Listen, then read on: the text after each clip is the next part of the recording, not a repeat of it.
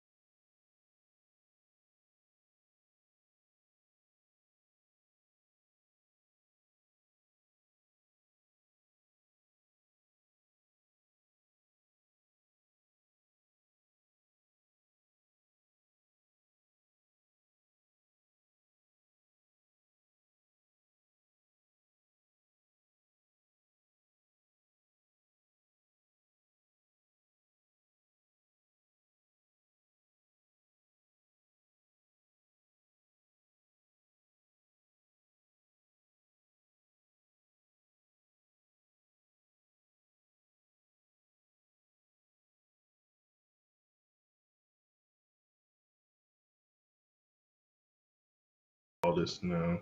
Boom, boom, boom, boom, boom, boom, boom. Yo, yo, yo. What's up? I know, a little disjointed.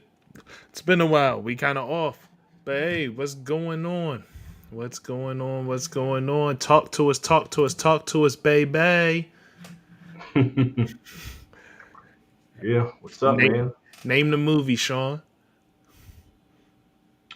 Dude, I am my brain is somewhere else. I'm over here trying to post a link, man. I'm trying to. You can't ask me nothing like that right now. I'm locked in and trying to do this, man.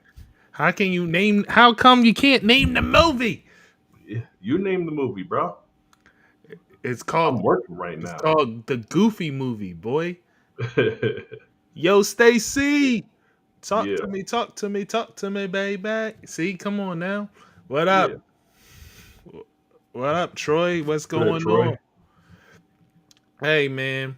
We got an episode for you today, and we're going to be just hanging out, chilling. So I want conversation. Please type away, talk to us, because that's all we going to do. This ain't a news gathering episode or nothing like that. We just going to talk about the stuff that's been going on lately within sports and around sports, such as um, Angel Reese thinking it up, and Angel Reese also getting a lot of things attributed to her where she might not have necessarily said it or did it, but the internet is running wild with a lot of fake news and things of that nature. And there's a lot of fake news going on, Sean. Did you know that?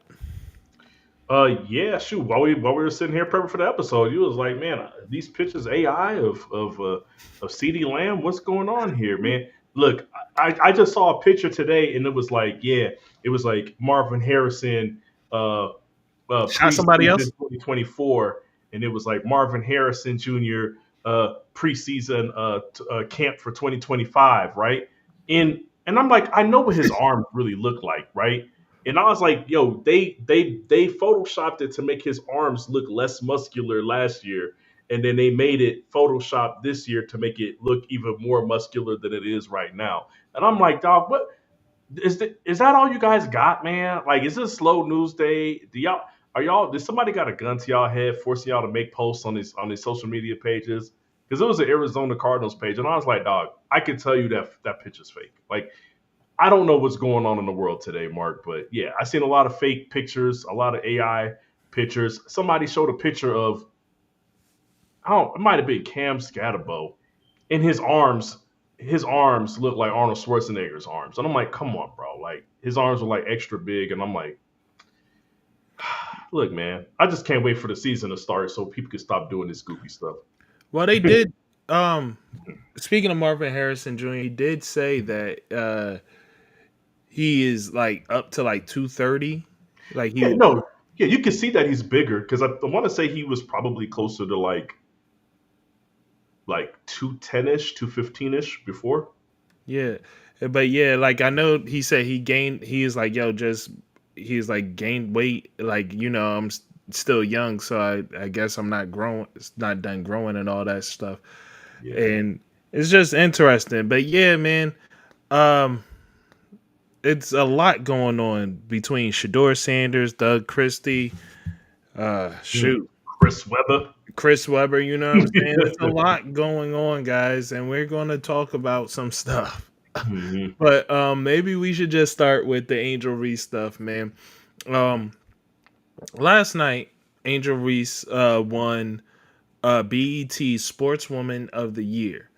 And in winning Sportswoman of the Year, Sean, I don't know if you know, but Clarissa Shields a little upset. Like, I noticed. I saw her comments in the. Uh, I can go right now. Let's yeah, talk about it, Mark, because this is the thing, man. So she came on there and she was just like, "Look, man, you know." She starts out. She don't even start out with the Angel Reese praise. She just starts out by saying, I thought that Sportswoman of the Year was about accolades and achievements. mm, You know what I'm saying? mm. But hey, I guess congratulations to Angel Reese, and all the other people that were up for the award. But this is she goes on, and then people are like, "Yo, why are you trying to say that she didn't accomplish something?" I'm not. She's like, "I'm not saying that. I'm just saying I thought it should be the person who has the most accomplishments, is most accomplished, and has the most achievements, right?" And Right. then she says, "But you know what I'm saying? I guess not. You know what I'm saying? So, and then she's like, look, I'm not hating on Angel Reese. I'm team Angel Reese, but I just thought that this is what the criteria was, and I immediately thought to myself, do That I sounds like hate. believe, do I believe that she's hating on Angel Reese? Do I believe that she thinks lowly of Angel Reese? No. Do I believe that she said exactly how she felt? Absolutely, Mark. Can what she said? What can is what she's saying? Is it possible for it to be taken as hate? Absolutely, Mark. Right. Okay, because like I said, she didn't start with congratulations, Mark. She didn't. She absolutely did not. Then you can't come back and double back and be like, no, I'm not hating on her. Well, Your first instinct was to you say, can. It sounds like what it sounds like. yeah, no, Um, no. Like it's like I said, I would be defending you right now if you said congratulations to Angel Reese. This is not about her. nah, I'm talking to because the no, committee. listen though, when Like, people do that and they be like, "Yeah, man, congratulations," but you know what I mean. Now it still sounds like there's just no way of expressing your true feelings in this moment without it sounding like hate. You know what I mean? no, no, I get no matter what you do, if you say anything other than congratulations, it's somebody's going to take it as hate. I get that. What I'm saying, me as a reasonable person, I can make the discernment and say her problem is with the committee, and she feels like even if it wasn't going to be me, then then I would be able to accept somebody that was more accomplished than me. It's not about me. I This particular scenario, I am more invested because if it should have been me. Like, I can make all those discernments. What I'm saying is, for somebody with discernment, Mark, she's just wrong. Like Right. this is like that's my problem. Like this, you like there is a not only are people going to take it as hate if you don't say anything outside of if you say something outside of congratulations, but the way that you said it, even somebody with discernment is going to look at it and say, "Look, man, it just sounds like hate. It Yeah. sounds like hate. You saying what you're saying is you're directly saying that she don't deserve Yeah. it." Yeah, Now I'm going to wrap this part of it up real quick with this. Hey, listen, Clarissa, I get what you're saying. What you did in what you're doing in boxing is great. It's awesome. Some would even possibly say it's revolutionary. Sure. Now, here's the thing though. Being sportswoman of the year is not just your accomplishments on the court or in the ring or whatever thank your you. sport is. Your It's also your accomplishments outside of that. And Clarissa, outside of you now being with Pat Poose, I am unfamiliar with any of your accomplishments outside of the ring. Not to say Yeah, that you don't have any. I am just unfamiliar. Now, whereas to Angel Reese's credit, it, in her branding, she lives out loud So you see her accomplishments. She started a 3-on-3 basketball league. She has these charities. She has her own shoe with Reebok now. She has a podcast. She has all these different things Mhm. going on outside of basketball. And so it Yeah. makes her a better choice to win Sportswoman of the Year than you because she is doing what seemingly is a lot more than you. Yeah. So let me jump in here, Mark, because that's the point that I was going to make is that she does deserve the Angel Reese absolutely deserves the award, Mark. Um, the only thing that people are not used to is the person who usually gets this award usually is within the tops of their profession, Right. right? They're considered to be one of the best at the profession as well. And I think that's the part that throws some people off. But in reality, like you said, this is a totality award. In yeah, Clarissa Shields has done some things, boxing, doing the MMA stuff, and being and actually being dedicated enough to it to do 3 fights and all that. Like I get it because that I'm throwing that in there as something that she's done outside of boxing. But to me, I would look at it and I would say Clarissa Shield. What makes you better than Simone Biles if you're going to make this argument, right? Well, for this year. For this, no, I'm saying it's 2024. Oh It's yeah, based well on yeah, 2024. Simone Biles It's, for it's 2024. based on 2024. And I don't know what the timeline is, but I'm sure even if it leads into the beginning of this year, Simone Biles would be part of that from the summer of last year, right? Right. So, but that's what I'm trying to say is like you really want to get into the weeds, and we could just talk about accomplishments. And doing something on the Olympic stage the way that she did is different. Is different, right? So, but once again, Angel Reese started the league. She's a part owner of a soccer club in a new league that just started. Right. Look, she is essentially, and I'm going to say this. I'll be the first to say this. She, off the court, she's going to be remembered as the Magic Johnson of the WNBA. Off the court, she has so many business ventures going on, and so many things, so many different things. Her hands are in a million pots right now. Okay, off the court, she's Magic Johnson of the WNBA. Nobody, no other WNBA player has ever done anything like this. There's not even when you look at the women's soccer players, they don't have as much going on as Angel Reese. You can look at any female sports star right now in the United States, and you look over the in the history of my lifetime, none of them have as much going on as Angel Reese has done in this past year. Okay, Right. so I think it's a wash. I think it's just not a wash. It's a landslide. Like Angel Mm-hmm. Reese deserves the award. There shouldn't be any arguments about it. If you're confused about the criteria, you're talking about accomplishments and achievements. Yes, it is about accomplishments and achievements. It's about accomplishments and achievements on and off the court, and in and out of the arena that you perform in. So if you don't Well, understand that, that's on you. but yeah, Angel, But you're yeah, absolutely right. Angel Reese is killing it. She's yeah. killing it. No, shouts out to Angel Reese on all that. Yeah, she's killing it off the court. Hey man, it's very Yeah, specific how yeah, you she did is. that. You know what I'm She is saying? killing it off the court.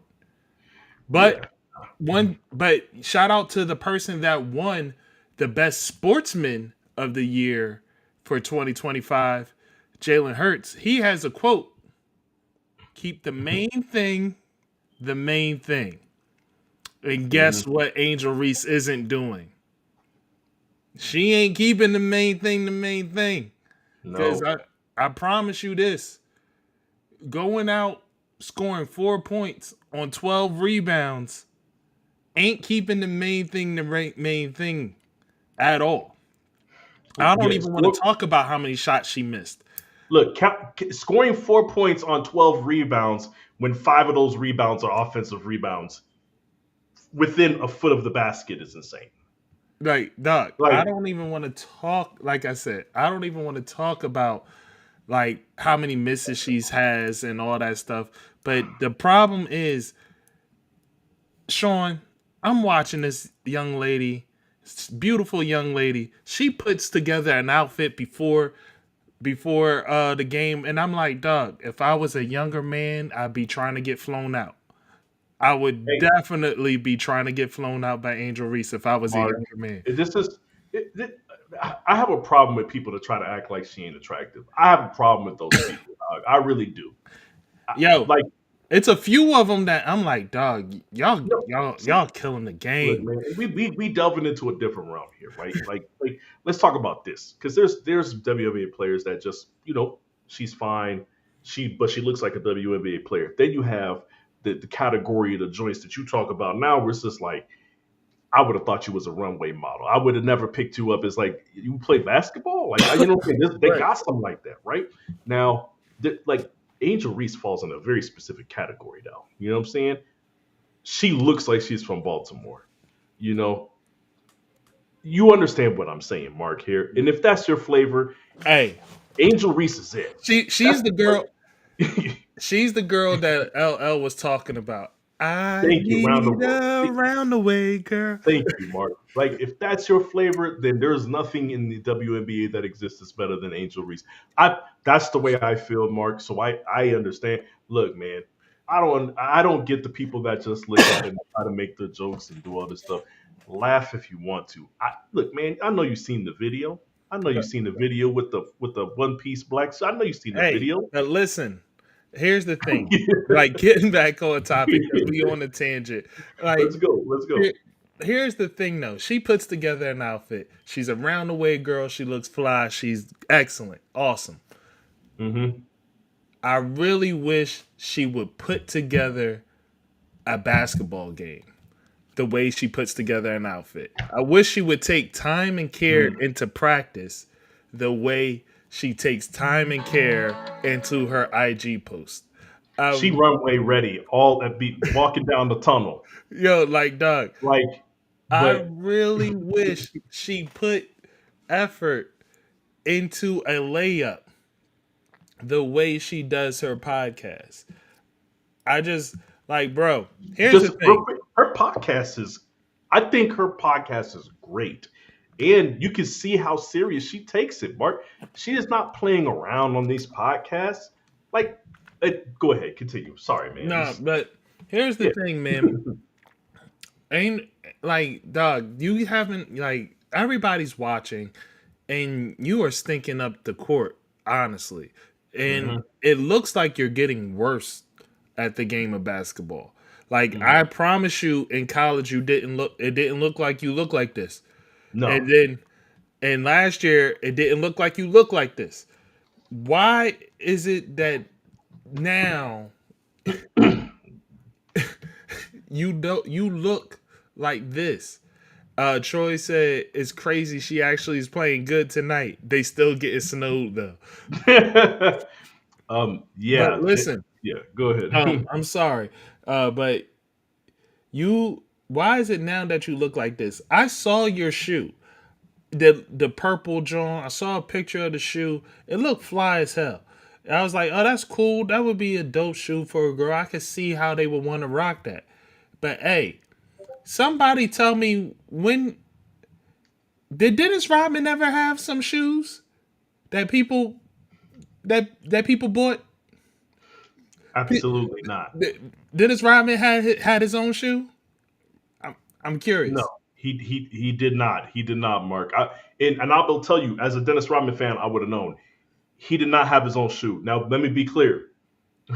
If he did have a shoe and somebody's wearing it to the court, just know what type of game they bring in. You know what I'm saying? Exactly. You might not get picked first. Yo, That's that's all black. I'm Yo, that's black Air Force energy all day. If you come to the court in a pair of saying. Rodmans, like what's happening, dog? Like, Oh, yes, yeah, you might as well be wearing black Air Forces. Like, oh, so you're here to get rebounds and fouls. Okay. That's it. Rebounds and fouls. You ain't here for nothing else. That's the dude that played football that is say, hey man, I want to run one with y'all. That's the dude that shows up with the Robins, okay? like, Doug, I'm not wearing no Rodmans to the court, bro. And right No, now, that's who you are, Angel Reese. You Rodman. But unfortunately, Rodman could actually score a shot under the basket. it's true. Like, but I mean, but right now, that's basically what you on. So He whatchamacallit said, excuse me, Troy said he did have a Nike shoe he wore that was popular, but they wasn't officially his. Okay, look, not officially his. Cool, hey, but look, it's different when it's got your stamp on it, man. Look, you know how proud I was to go to the court with some D roses. When was the yeah, last time I wore Adidas, bro? I can tell you, the second them D roses dropped and I had them, I was like, I will rock these to the court. You know what I'm saying? Like, there's a difference. You know, you feel a certain way when you put a certain shoe on. You know what yeah. I'm saying? Like Sean would tell you, I wear T Max to this day the same way motherfuckers wear Jordans. The Yeah, same way people wear Jordans is this way I still rock T Max. yeah. You feel a certain like if you wear somebody's signature shoe, you feel a certain way when you put them on, man. You already feel a certain way about that player, but come on, Mark. You know what I mean? Like you feel a certain way. Like yeah, I got these T Max on. Hey, them answers, man. I'm gonna tell you. I'll be the first one to tell you. I mean, let's keep it real. They never had great designs, but it didn't matter. It did Right. not matter. You was putting the answers on Yeah, anyway. you putting Okay. Iversons on no matter what. Hey, but guess what? And people respected it when you showed up to the court with some answers. Okay, okay, yeah. I'm just saying. I don't know. I don't know what people would think of me if I showed up with some Dennis Rodmans. Yeah.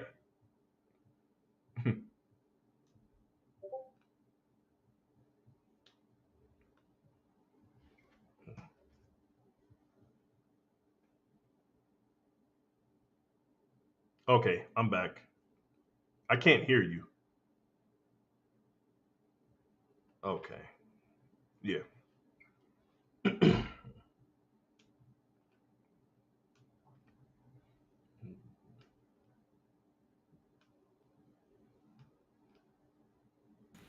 All right, there we go. Okay, yeah, I can hear you now. Yep. Yep. I don't He know what said happened there, but Sabrina got the best Nike line right now, but they basically giving her all the Kobe shoes they didn't make. Okay. okay. Good for you. Sabrina Cole though. She's one of it's weird. I think she's one of them ones that she don't they do talk about her, but they don't talk about her until they don't really talk about her during the regular season until the playoffs come. But she's one of them ones. Uh, Name a shoe. Like this is a bit of a tangent, but it's cool because this is that kind of episode. Name a basketball shoe that you thought was thorough, but or actually just name any sneaker you thought was thorough but never got recognition. um, that's a good one. I know. I think the for me it was always the Tim Hardaway's, the Air Bacons, Mm. the Air Bacon Tim Hardaway joints. I don't know if you. I'll bring up a picture while you talking about yours. So for you, what shoe was that, Mark? Oh, I got a few of them. I'm going Yeah, to start with.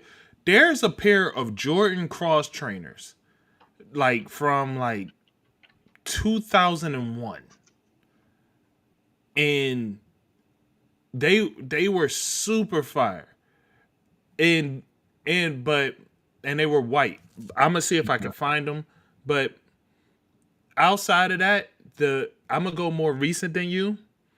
The PG-13s PlayStation edition, yeah, the PlayStation edition of the PG-13s. You remember those? yeah, yeah. I know what you're talking about. Yeah, Those Jones was fire. I yeah. So I like those. I got one. Of course, you like Tim Duncan, Troy. Of course.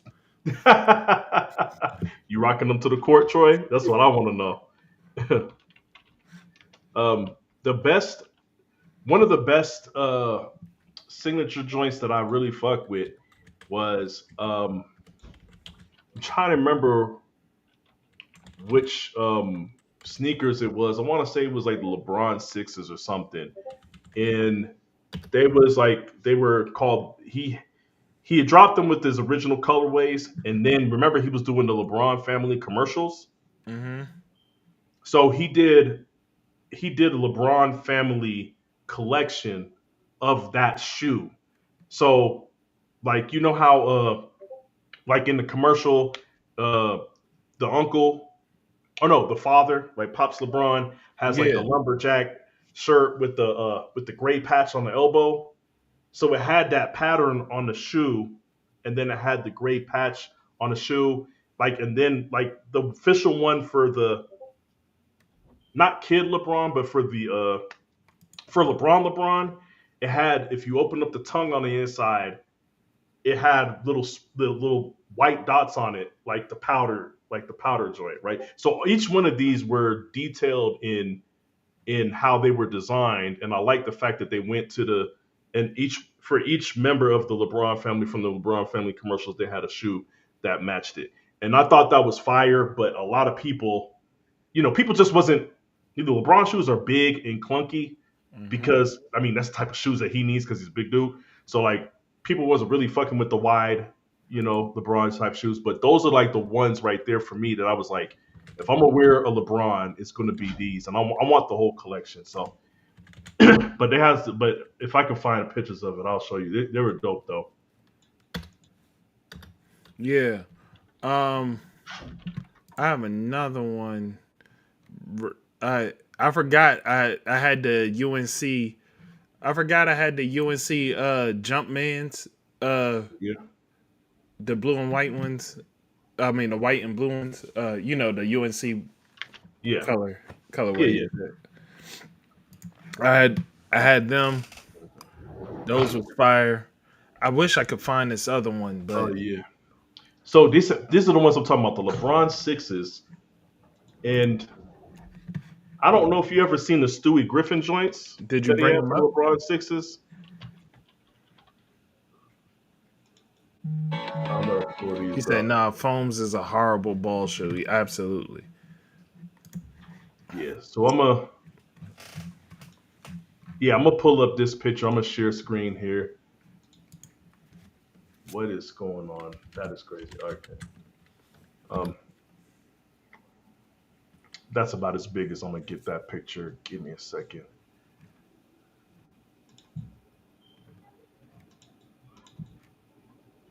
All right. Can you bring that in? Is it? Oh, Yeah. what? I'm looking Oh, for okay. the On the thing. Yeah, yeah, yeah. Share screen. Do do do. Give me 2 seconds. Hold on. Um, Did I not share the?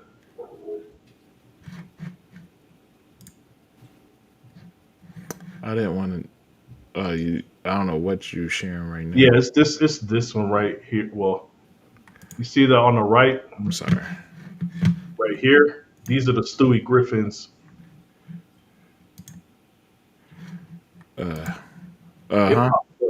Oh, that's Yeah. why it's got the words behind it. But you can see them. Matter of fact, let me see if I can click on it. Yeah. I see him. Yeah, yeah. So these are the Stewie Griffins. These are the sixes, but these are the ones. These are the same shoes that he had the family collection in. But the Stewie Griffins go hard. But like this is to me still the best LeBron sneaker that I've seen as far as the sixes go. Like everything else, I really don't mess with. But you can see how I can like these. But yeah, nah. But speaking of signature shoes, man, um, it's so crazy. You remember when Aja Wilson was going through her whole thing where she was kind of pushing for herself, saying, "Hey, man, look, I don't like all these people are getting offers. They're talking about this person for a signature shoe and this person for a Nike deal. I still haven't gotten a Nike deal." Like, Mm-hmm.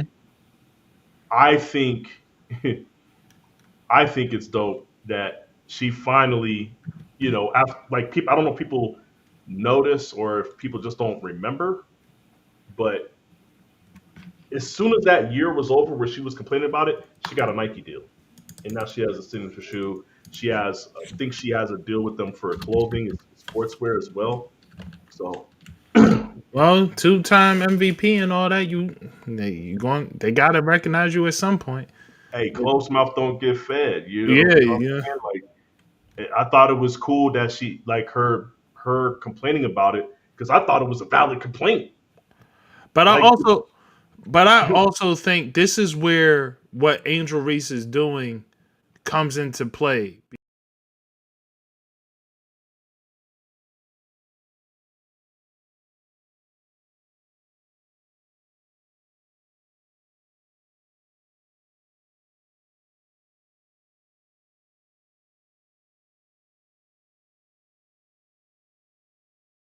stuff, you know what I mean, before. And now, like, I feel as though, like, watching Angel Reese and how she's moving, like, a lot of these girls are, like, starting to follow suit. Like, even, like, before before the game, the way they dress, and, like, it's bringing eyes to the sport. The part that's not being focused on is by Angel's part is the game. Everybody else is still focusing on the game. Angel ain't doing that part, but she is bringing eyes to the court. Just at some point, it's the wrong eyes, because if your game can back it up, then like eventually people got to shut up. But if your game can't back it up, they going to keep coming at you. And boy, do these people, you know, the ones that wear the black sunglasses, um and all that, they The people they that you be expecting. yeah, the people that you expect to come at you, they coming at you. What's that sunglass brand with the O? Oh, Oakleys, yeah. Yeah, people wearing the With the Oakleys. classic Oakleys, Yeah, yeah. you know those type of people, the ones that wear the classic Oakleys in their pictures, looking out the window of their car. You know That's what I'm saying? that's Yeah. those are the ones that got words to say about you, Hmm. and you giving them fuel by not being able to play your position. Yeah. So I hate that that's the case, man. I don't want them people to feel like they right. I mean, they wrong about a lot of things about Angel Reese, but the one thing they are right Yeah. about is her play on the court. So yeah. Hmm. When did that end up popping up on the screen? It's all good. I got it. You got it. All right, yeah. Nah, man, but she, like those people, they annoy me. And then what I don't like about this award for the BT Awards is because of her play and because of all the controversies surrounding her, because of the way everything looks, people are going to be inclined, uneducated people are going to be inclined to say, look, they're just giving her a award because they feel bad for her. It's not what's happening here. But yeah, it's like, yo, like for somebody that wants to defend Angel Reese, you know, I'm like, yo, throw me a bone here, man. Throw me a bone. Help me out. You know what I'm saying? Do something on the court, please, because this is it's getting tough out here to like because the way I want to be able to talk about the WNBA is to say Caitlin Clark, like the way I see it is Caitlin Clark is going to be the MJ of the WNBA. Like there's been great players, there's been legendary players before, before Jordan. You had even people that were phenomenal that would be considered, in the GOAT conversation that are still playing when Jordan shows up. But then when he shows up, it's just different, right? So I want to be able to talk about it to say, look, Caitlin Clark is going to be the Michael Jordan of the league. I also want to be able to talk about Angel Reese in the sense that you know, she's a phenomenal player. I want to be able to talk about her in that sense. The rebound, like, she just plays hard when it comes to the rebounds. Like, I think even Yeah. if she's not missing her shots and getting her own rebounds, she's still going to be probably leading rebounder in any given place. That's the way I feel about her skill set when it comes to rebound. She puts a lot of effort into it. Okay, so when Dennis Rodman, all these other things, like I get that. So for me, I look at it and say I want to be able to talk about her game in that way, but I also want to talk about how um, Caitlin Clark, what she's doing for the sport is purely on the court in the eyes that she has on her because of what she's doing on the court. But I also want to be able to say the compliment of having Angel Reese being able to market herself in arenas outside of just people that are WNBA fans, that also helps the WNBA. Okay, I feel like they both help, but I can't sit here and have these conversations when she's out there chucking the ball at the rim. Yeah. And it honestly, if she wasn't so good at rebounding, I would honestly say she needs to be coming off the bench as the sixth man.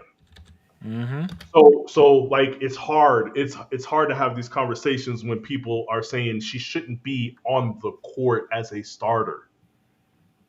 You know what I'm saying? The offense shouldn't be ran through her. You know, these are all things that I think are true. Like I can't. It's hard for me to argue or turn the conversation to everything else because they're going to say, well, the reason why she's able to do all this stuff off the court is because of the inflated image of what she's doing on the court. Right. Undeserved. They're going to say it's undeserved attention. So, and I don't. Right. And they already attributing a bunch of quotes to her that's not true about like her like the animosity between her and Caitlin Clark is overly built up, which a lot of it is just made up. Like they show a picture of the person and put something in quotation marks and post it on Facebook, and it's like, dog, find me find me the place where they actually said that and not some made up quote that I'm now seeing on Facebook. But show me the actual interview, show me the actual podcast or whatever where this person said that. And nobody ever could seem to find it. Like the Um, discourse about that stuff is Let me just go ahead and bring this comment up then. Says yeah. Let me put it to the forefront so you can see it. Yeah, say we oh talking about the topic now. So oh yeah. Oh, see, this is what I'm talking about. Where were you did able to find that, Mark? Because like I no, was. I never found this. Did Jamel Hill actually said this? Did she actually say this? And if Troy, Yeah. if you know if she actually said it, like tell me where. Because I can't find the place where she said this. Did she say it? Did Jamel Hill say it in an undisputed post? Did she say it on her podcast? Like, where did she say this? Because this is one example of something that I was like, dog, if she said this, this is extremely wild. But but like see, he's like, I don't know, but and like this the type of stuff that gets carried away, like as if I just did my research, mm-hmm, and she said, I'm gonna sum this up. I'm not gonna read it word for word, but she said she's been wondering why she's been getting hate posts right. for the past few days. Went down a rabbit hole, and apparently this started on Facebook. Someone posted comments I never made that said I said Angel Reese was going to be the Michael Jordan of the WNBA. They provided no sources, no video, no audio, Right. no photos. So she's addressed it now, and I want to say I'm looking at the date of this one. Yeah, she addressed this 5 days ago. But that's what, See? but that's what like And I've been look and I was looking before this. I was so she addressed this yeah. recently. Yeah, she just yes recently within the past few days she just addressed this. But that's what. But you like you said, but this shit was floating around for a long time. I Yeah, just had to Google and find her. I had to go to her Twitter page yeah. to see if it was real, and it shows a Twitter post saying that nah, man, this is And this wild. is like there's a lot of rage baiting going Yeah, on. And it's like, oh, if I post Angel Reese and Jamel Hill, oh, I'm gonna get the comments on this one. Like, that's all I gotta do. Cause hey, the Oakley crowd, if there's two people in sports they don't like, it's hmm Angel Reese and Jamel Hill. Oh, Like, they know more about Jamel Hill than I probably know about Jamel Hill, Mark. Let me tell you, oh, they they know know more exactly who false she. things They be about on Jamel Jamel Hill. Hill's head like they be on AOC's head, man. Look, I just say for whatever reason they know who she is, and they be focusing on her, man. Let me tell you. So Well, yeah, you know what I mean? Like, so it's crazy that this is the stuff that we have to deal with. Like, with in sports where it's just all this random stuff and you can never find the source and it gets attributed to these people and now you have people running around hating Angel Reese. And it's something she never said, never did, or anything like that. Hating Jamel Hill never said, never did. And in it's absolutely insane. yeah, And the problem with Angel Reese is you're you're not doing your part. Like I don't expect you to address every false quote out there attributed to you. I don't expect that. But I do expect you to play competent basketball, which I've seen you do. I've seen you Yeah. play competent basketball in the past. I expect you to do that on a nightly basis so that you don't give fuel to be like, oh, this bum. Like, keep the main thing, and play your game correctly, dog. Like, example, Yeah. my quarterback, Jalen Hurts. You know what I mean? Some people call him tush push merchant, all that. You know what I'm saying? And like he's nothing without the QB sneak. He's nothing without Saquon. He's nothing without this. Hey, he kept the main thing. And so when the Super Bowl came around and they did their best job, Kansas City did to shut down the Yeah. run and to shut down everything else. Hmm. Guess what showed up loud and clear? Yeah. I'm a quarterback and I can pass this rock. Facts. Big facts.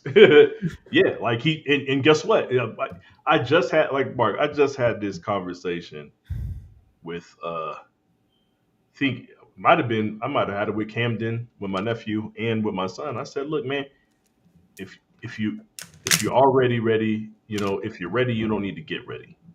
And that's essentially what that is. When you putting in the work, when you put in the work and you're doing what you're supposed to do, and you're going through the motions of practicing and preparation like you're supposed to, it doesn't matter if they call your number today or tomorrow. Once they do call your number, you're going to be ready and you're going to perform. Jalen Hurts clearly, like you said, keeping the main thing the main thing. He clearly has he hasn't stopped working on being a better version of himself as an NFL quarterback. So and it showed. They asked him to do something they really didn't ask him to do all year, and he did it at the highest of levels. Okay, so yeah, man, and it's like Angel Reese, we're just asking you to practice what they're asking you to do every day.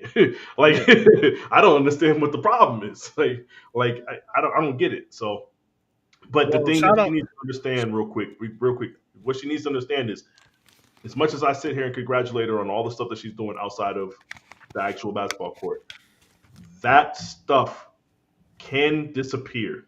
It can be taken away. It can't, certain things, maybe not the ownership of a team Right. and stuff like that, but your league, that you have, sponsorships, all these things could go away if you're not as popping as you're supposed to be. Okay. Right. If you're not, your celebrity status is tied to you being a WNBA player. Okay. And you have to understand that. I can't sit here and say, hey man, I just trying to take care of my family first. I'm trying to look, man. I know y'all asking me to come in, but I got to take care of my family. Eventually, if I get fired, how am I going to take care of my family? It's tied together. Yes, I can prioritize my family, but the job has to be first when it comes to that, because without that, I can't do the other part. You can't get all those endorsements. You can't continue on the path that you're going on right now if 2 years from now you're out of the WNBA. Not saying that's going to happen. I'm just saying, like, if you end up on the bench for some reason, or you just end up being the poster child for somebody who has a spot that they don't deserve, which is happening very quickly right now, Mark. If that happens, then Hmm. now sponsors really have to take a look and see what they're invested in. Right. All So right. yeah, get that right. Yeah. So, quickly, let's transition out of there. Yeah. Another quote that's out there that's being attributed to someone that may not actually be real. Um, a quote is attributed to Aaron Rodgers, and shout out to Aaron Rodgers. Apparently he's married, and apparently, he's officially signed to the Pittsburgh Steelers now. But something that is a rumor that is attributed to him is that a stipulation for him to go to the Steelers was you cannot bring in Shador Sanders. You cannot sign Shador Sanders to the Pittsburgh Steelers if you want me to be your quarterback for the upcoming season. How much stock do you put into that, Sean? It's just Um, a rumor, but this is what I'll say. Um, Number one, sounds like Aaron Rodgers. Sounds like Aaron Rodgers, right? You know, like I Okay. mean, if anybody was going to say something like that, it would be Aaron Rodgers. You know what I'm saying? So this is how much stock I put in it. Did he say it? I believe he did. I believe he absolutely said it. You know what I'm saying? Do I believe that that the Steelers wanted Aaron Rodgers so bad for 1 year, Mark, that they wanted him so bad that they would go against everything that their organization has ever stood for, and just said, you know what, we're going to acquiesce to this, and we're going to give him whatever he wants, and we're not going to draft a quarterback that we may think could be the future of our franchise for 1 year with Aaron Rodgers. No, I don't believe that. So See, that's I don't know how I don't know how this happened. I don't know how they didn't draft Fedor. All I'm going to say is I find it unbelievable that the Steelers would do this, but I find it 1,000% believable that Aaron Rodgers would request see, listen, you and it. I, we're somewhat in the reverse. Although I believe it's plausible for Aaron Rodgers to say that, I don't think he did. I don't, Okay.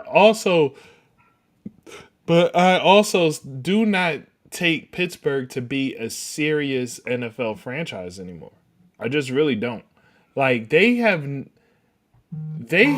treated the QB position with so much lackluster, laissez-faire care, like that. I just don't believe them to be a serious franchise anymore, man. Like they held on to Ben Roethlisberger for too long, and then they brought it, and then it was like a moving carousel of quarterbacks. Then they settled on a quarterback in Mason Rudolph, who was just awful. Mm-hmm.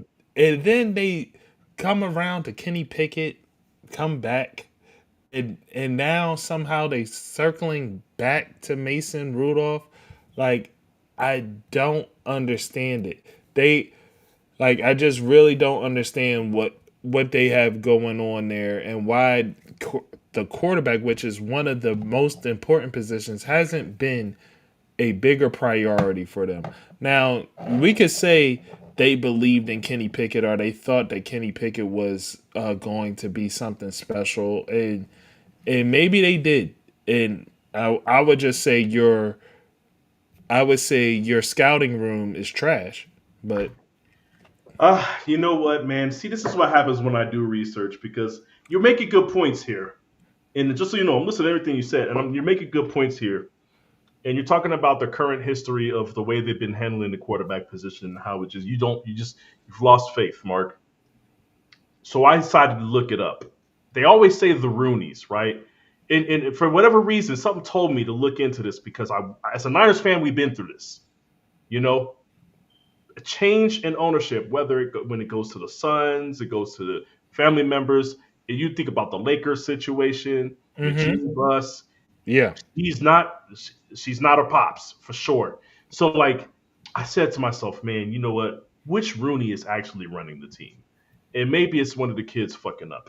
So Arthur Rooney the second is is who's running the team right now. Guess when he took over, Mark? If you had to take a rough estimate. 2018. 2017, Mark. So I think we found our issue here, Mark. I think we found out what's really happening over there with the Steelers. And I feel like we're the first ones on the case, Mark. I don't know. 2017. There's been some strange decisions since 2017. Letting Ben Roethlisberger hang around for too long, keep Mm-hmm. bringing in and out Mason Rudolph, not really drafting a real replacement. Like the quarterback position has been pretty crazy since 2017. Yeah. So and yeah, I don't know, man. And here's the thing: it says he's the president and the owner. He's been the Oh, so president. that means he's the GM. He's been the president since 2003, but he's the president and the GM. So I don't know if that means president of the team, president of football operations. I'm assuming they mean president of football operations. Right. But it's different when you're the president and your pops knows what he's doing and he's guiding your hand. It's different when you're the president and the owner and nobody's guiding your hand. Yep. Okay. And especially if you key on one position. Look, I don't look, man, Mike Tomlin, you got the defense. You pick whatever other stuff. You guys, the scouts, you guys know what you're doing with the wide receivers. Look, man, I want to make sure No, that we have this. the correct face Hey, of the hey, if he's gonna put his hands in the pot, it's gonna be at the quarterback position. hey, but listen, man. It's not just the quarterback position for me with the Steelers. To be honest, the Steelers for a like Mike Tomlin gets attributed as a very serious person, right? And he gets attributed to being a no nonsense type of guy. He gets attributed to being um like a person that has control of the locker room and the respect of the players. All evidence is to the contrary of that. Hmm. And not like listen, I'm serious. All evidence is to the contrary of that. What was the running back? Le'Veon Bell. Yeah, Le'Veon Bell. Before Le'Veon Bell, it was LeGarrette Blunt who was in trouble, right? Like Yep. LeGarrette Blunt was Le'Veon in Bell, trouble LeGarrette Blunt stuff. while he Yeah, was there. yeah, Le'Veon yeah. Bell, They got caught with the car full of smoke yeah, on the way to the game. yeah. LeGarrette Blunt, Le'Veon Bell got Yeah. got in trouble while there. We all know AB, Ben Roethlisberger, Hmm. like Ben Roethlisberger, the most egregious of anyone. Um, but then you have the AB stuff. You have Martavius Bryant. You have George Pickens, the on field super crash out. You have and now you have the ultimate crash out on your team, DK Metcalf. Like seriously, like I could keep going. This team has always had problem children on on their roster.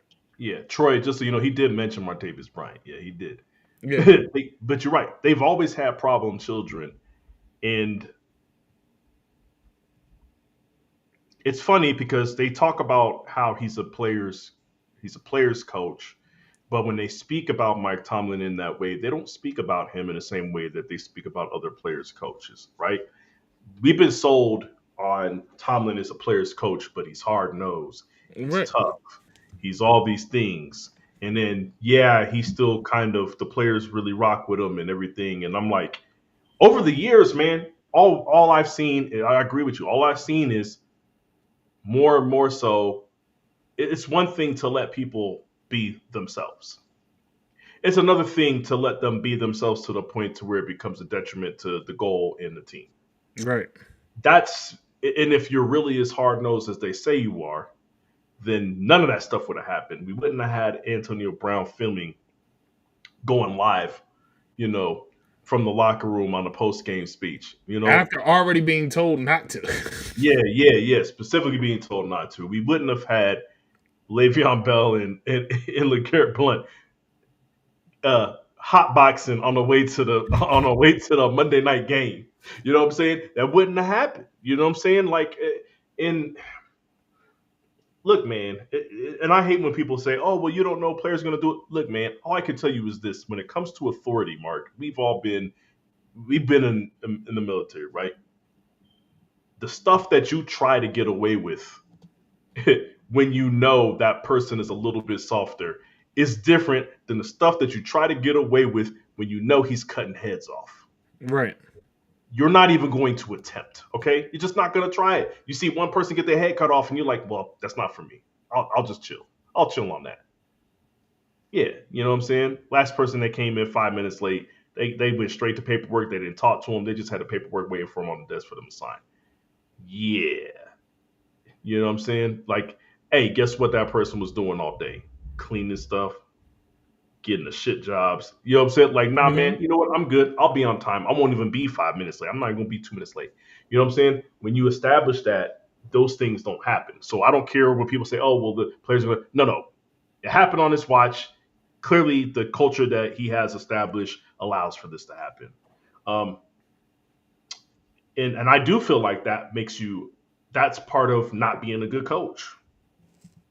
It's part the same thing we sit here and criticize Pete Carroll for Mm-hmm. what was going on in that Seattle locker room. Me and you both criticize Steve Kerr for the way he handles things, especially during the KD era. You Yep. know what I'm saying? We That's a fair criticism. I feel like Mike Tomlin has escaped a lot of criticism, and I don't know when everybody else is going to catch on, but this might be the season. You have Mason Rudolph at quarterback. You don't Well, have now George you have Aaron Pickens. Rodgers. So You don't have George Pickens there. You have DK Metcalf. You have Aaron Rodgers. Bro, I don't like the combination of DK Metcalf and Aaron Rodgers in the same locker room. It would have been way worse if George Pickens was still there. That would have been a powder keg. yeah. But like it would have Hey, been real quick, TV market. Don't get it messed up. real quick. How long before Alan Lazard is a Steeler? Bro, get it. Hey, bro, he might be a Steeler. He might be a Steeler before week 1, Mark. I'm just saying, Doc. Hey, somebody, one of his people is gonna be on that team before we even get to week 1. Let's just call it what it is. You already know what it is, man. I mean, maybe we see another Randall Cobb sighting at 45 years old. I don't know how old Randall Cobb is. I'm just throwing that number out there, but I mean, Randall Cobb probably running a 4.8 40 now. I don't know. He'll find a way though. Like Aaron, think about this. Aaron Rodgers has not. He didn't even when he stayed in Green Bay, he made them bring Randall Cobb back. Look, Mm-hmm. he's on like a 5 or 6 year streak of hey, go get my guys. I And have the no teams reason do to it, believe that this is gonna be any different. and the teams keep doing it, which is wild. And then he's gonna be like, well, you need a receiver anyway. What are they gonna do, Mark? What are they gonna say to him? You can't even fight it at this point. Like, Jules, you're right. All we got is DK. All right then. Hey man, Like, I don't know, man. I don't look, know. man, I can't wait. You know what, Mark? I don't. I don't think people understand because I don't talk about it enough. I don't think people understand how much I hate the Steelers. But you're gonna see a new level of hate for me because I'm gonna be celebrating anytime something crazy happens with the Steelers right now. Because you know what, Steelers fans are obnoxious. People talk about Eagles fans. I think Steelers fans are way more obnoxious, way more arrogant. They want to talk about all the Super Bowls they won, you know, back in their days and stuff like that. And I'm like, we watching your team fall apart in real time, and you guys are out here talking like Cowboys fans. You still have hope for whatever reason. I don't understand it, Yo, but they are so hyped to be like, hey, we never had a losing season. it's weird. It's weird to me, Mark. You went 9-8. That's not high. That's not dope. It's not. It's not. It's not. Yeah, we're always above 500. You're at 505. I don't understand what you're bragging about. Yeah, Like, like that's not what are we dope. talking about here? Like, like That's dog. like, look. All I'm saying is, look, man. If I was, let's just put it this. I'm a relate it to real life. Look, man. If if I was going to be bragging about 6 figures, I'm not going to be making exactly $100,000, Mark. Right. I don't want to hear from you. I don't want to hear from you. When people say, I don't know if people understand it. When they talk about 6 figure earners, they're not talking about the person that makes exactly $100,000. Okay, they're Right. not talking about you, sir. Sit down somewhere. Like you haven't had a losing season. They're talking about Greg Popovich. They're not talking about Mike Tomlin. Okay. Yeah. Yeah, it's different. Yeah. It hits different, and it Yeah, don't at y'all all. need to sit down somewhere, man. You're one game away from Mike Tomlin. Every season is one game away from being what's his name, uh Jeff Fisher. Mm, He's literally just winning one more game than Jeff Fisher ever won every year. That's it. mm. I don't want to give this man credit for that, Mark. Jeff Hey, Fisher going 8-8 every year. Now you going 9-8 every year. I don't want to hear that shit. So yeah. well, at least the Steelers aren't the only team in the AFC North that knows how to screw the pooch. Mm, Um, Shout out to the Bengals. mm, Are you familiar with the Shamar Stewart stuff? mm-hmm. Um, It's been a little bit of a. It's not a whole lot of back and forth, but it's been an interesting back and forth right. nonetheless. So Yeah. apparently, I mean, apparently they are trying to insert. I'm a little confused on what their verbiage actually means, but they're trying to insert verbiage into Shamar Stewart's contract that I guess under some sort of stipulation would kind of void his bonuses if something happens or another. And it's never been in anybody's contract before. It's something that whatever it is that they're trying to do has never been in anybody's contract before. And they're trying to make him the first person to do it. And why?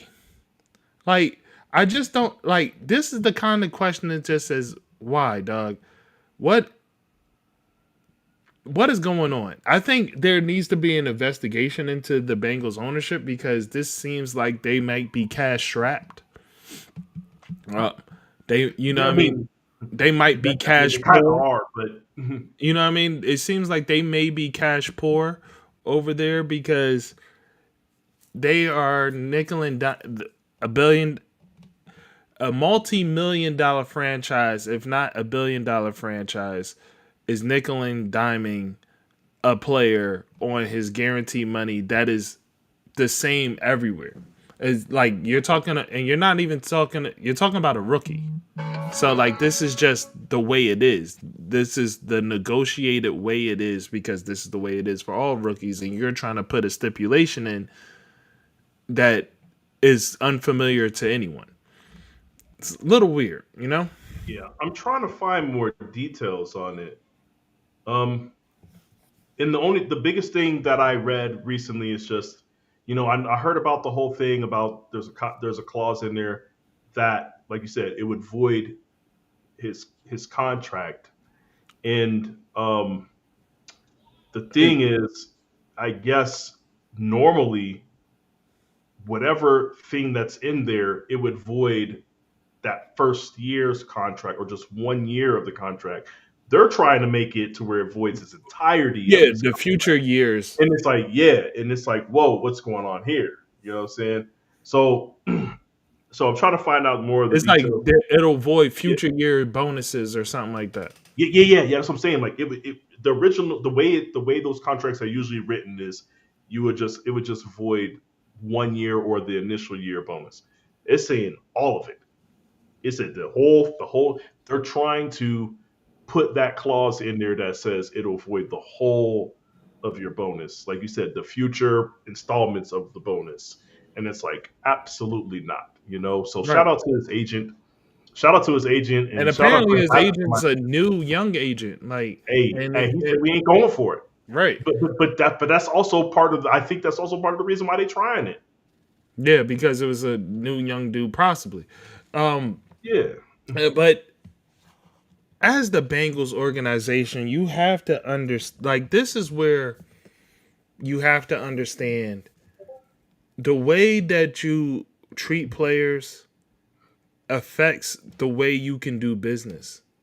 Like this type of stuff playing out this way is going to affect when it's time for a person to be free agent and they're not looking the Bengals way. You can't question why. You already have a problem with the fact that you're in Cincinnati. Like no player wants to be in Cincinnati. Hmm. And it's nothing against Cincinnati. It's just the fact that it's cold during the winter. It's windy. Like nobody, like you Way, have an way more outdoor, desirable destinations, my boy. Like, you have yeah, an outdoor stadium. Like yeah. dog. Like it's not a pleasant situation I'm, as far as comfortability goes. I'm sure the facilities don't rank at the top in the Right. top half of the league either. So Especially with the way that you're treating players, I can no, almost guarantee it. absolutely not, man. And I want to be clear. Hey, Actually, if you're gonna treat a first round pick like this, right? Your first round pick like this, how are you gonna treat a free agent that came from somebody else that you didn't draft, that you didn't handpick? Hmm. That's the way I would look at it. You could, if you're treating him like that, you're gonna do me crazy. You know what I'm saying? Yeah, but you have that going on. You have a lot going on there. hmm I just realized that I can actually look up the facility grade. Yeah, nah, go for it. Yeah, let me know what that says because like I said, I'm just gonna assume they're towards the middle of the league or the bottom half. They were rated 24 out of 32 with specific concerns regarding support for players' families. Team is one It's of only 3 that did not offer game day daycare and one of only 10 that do not have a family room. Mark. I ain't going. Yeah, and you trying to short people on. You're trying to win and you're trying to save money, man. What you doing? What you yeah. doing? Like, So yeah, you have that like you, and now you're treating players like this. Like, Doug, this is not a good look. This is not a good PR look for you as a team. You mhm. have to show up for these players. The way you had T Higgins moving about, yeah, look kind of wild. Like the way you, They got it figured out. T. Higgins was gone, Mark. T. Higgins was gone. Let's call it what it is. Hey, I believed every word that that man was saying. He was gone for sure. They like had to, you T know. Higgins is better than me because I would have been like, I'm out. I would Yeah, be like, you're going to have to franchise me, and this would be the second time you're franchising me. So yeah, the price of the brick is even higher. yeah, Now you're going to have to franchise me because I'm leaving. I'm not signing nothing. Like yeah. like that's what would have had to happen. Yeah, I, they was talking crazy. They was talking crazy in the beginning. I still remember it was like, hey, the Niners and Ayuk, they're trying to come to terms. They haven't met in the middle yet. They're kind of on different sides. And man, the Bengals was like, "We ain't paying you." I was like, "Damn, okay." yeah, I was like, they was on some shit like, "You can say what you want. We ain't paying you." I was like, yeah, "Damn, they that's was on crazy." something like, dog, you back burner. Yeah, I was like, "That's crazy how they doing him." There was a different narrative up in Cincinnati, so Like, totally different narrative. yeah, so like there was that. That's Yeah, like no. Bengals got to figure it out, bro. They do. They do. They got to be better. They got to be better. And this is a stain. Yeah, Don't do business with the Bengals. They're not being they're not trying to do honest business. at all. Mm-mm. Excuse me. Um. So Sean, man, anything? What else, man? What else we got going on? We got Um, go ahead. let's go to I'm gonna do some NBA stuff real quick. Let's Yeah. do John Morant. Oh, possibly to the Heat. Unless you want to finish up, we have one more NFL topic or two Yeah, the more. Bo Melton thing. The Yeah. best, yeah. Let's talk about the Bo Melton thing before we move on because All right.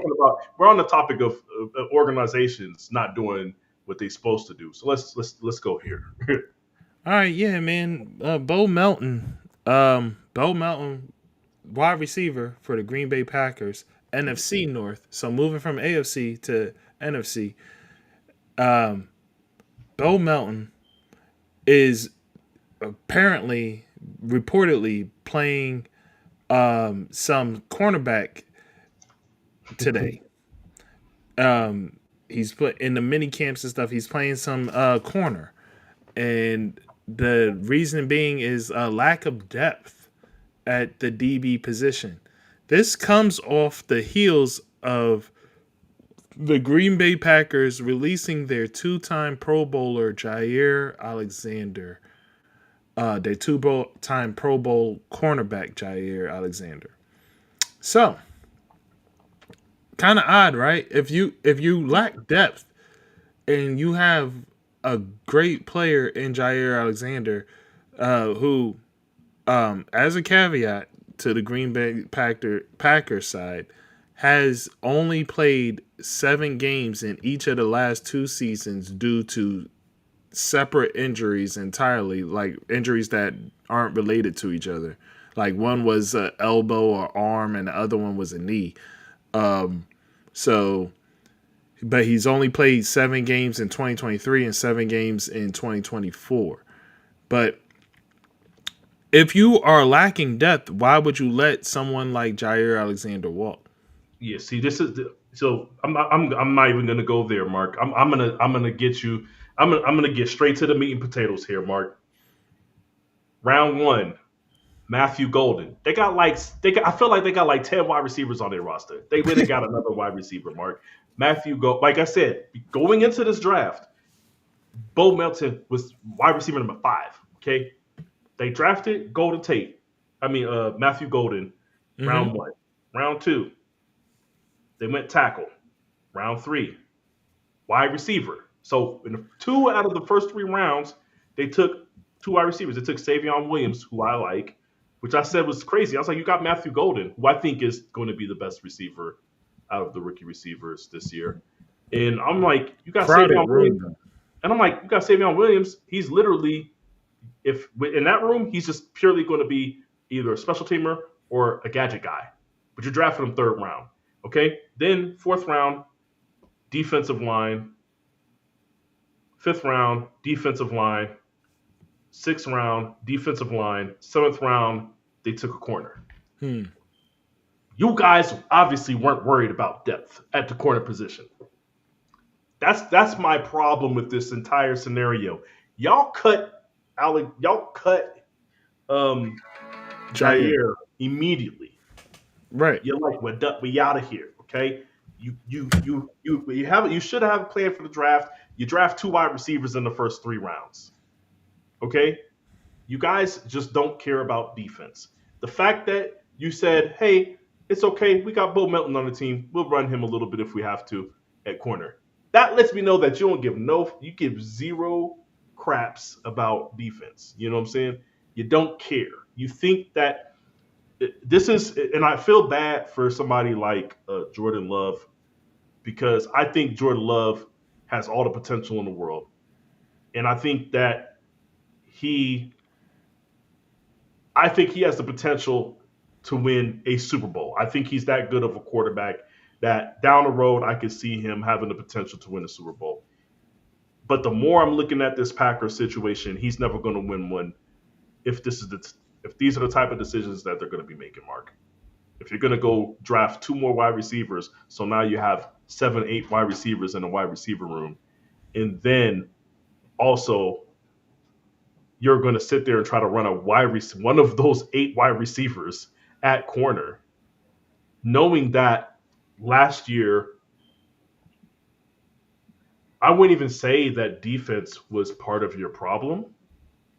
The defense was inconsistent at times, but the defense is actually, when they were playing good, it was what was helping keeping you in games, the running game and the defense. And now you're just like, screw it, man. We just going all in on the offense, F the defense. Look, man, I just don't like the scenario for Jordan Love. If I was a Packers fan, I'd be livid right now. So like, no, this is just gross negligence, Mark. Mm-hmm.